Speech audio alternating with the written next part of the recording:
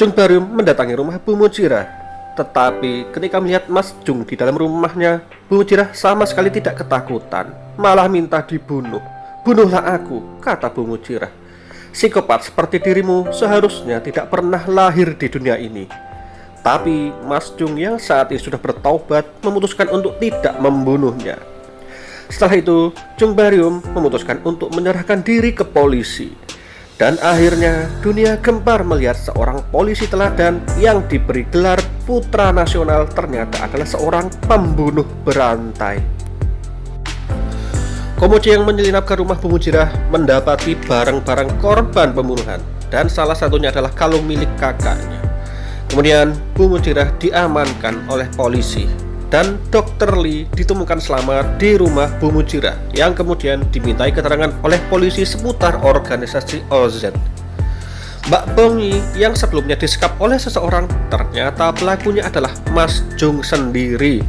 Hal itu dilakukan oleh Mas Jung untuk melindungi Mbak Bongyi dari incaran OZ. Mbak Hongju yang berusaha membersihkan nama Sung Yuhan, kemudian lewat acara televisinya Sherlock Hongju akhirnya berhasil. Nama Sung Yuhan bersih. Untung saja Mbak Hongju tidak mengaborsi janinnya setahun yang lalu. Sementara itu, Bu Mujirah dengan bantuan pengacara kondang terus berusaha berkelit tentang keterlibatan dirinya dari organisasi OZ. Sampai akhirnya bibi Mas Jung muncul di acara televisi dan melakukan siaran langsung serta memberikan bukti tentang keterlibatan Bu Mujirah dalam organisasi OZ. Selanjutnya, Bu Mujirah akhirnya divonis bersalah dan semua orang yang terlibat juga ditahan. Sementara itu, Mas Jung didakwa hukuman mati dan menolak untuk banding, sehingga tinggal menunggu eksekusi mati saja. Walau tanpa dieksekusi, Mas Jung sadar dirinya akan segera mati karena saat ini dia sedang sekarat akibat efek samping dari transplantasi otak.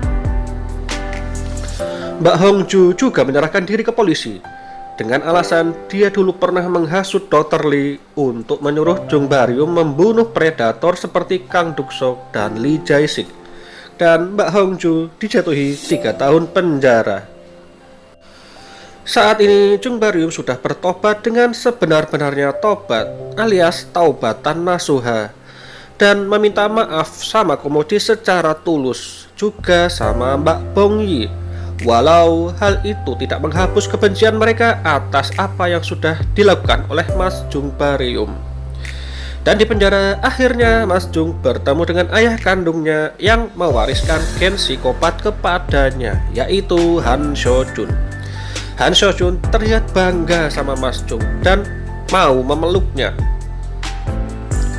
Dan ketika mereka berpelukan, Han Seo-jun ditikam oleh Mas Jung berkali-kali sampai akhirnya modar.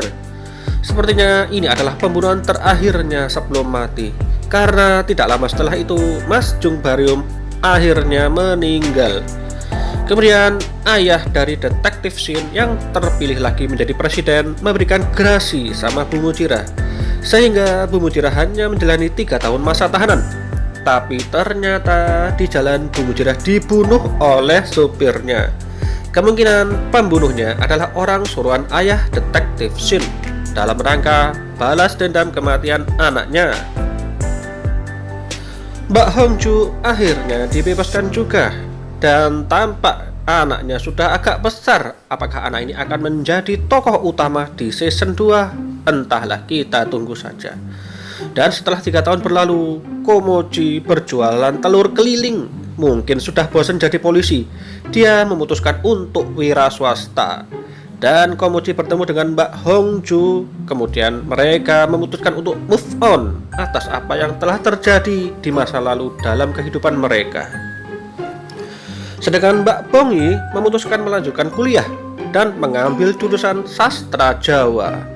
Kemudian untuk biaya kuliahnya ditanggung oleh Komochi dengan berjualan telur, karena Komochi tahu harga ayam dan telur saat ini lagi naik pasca lebaran.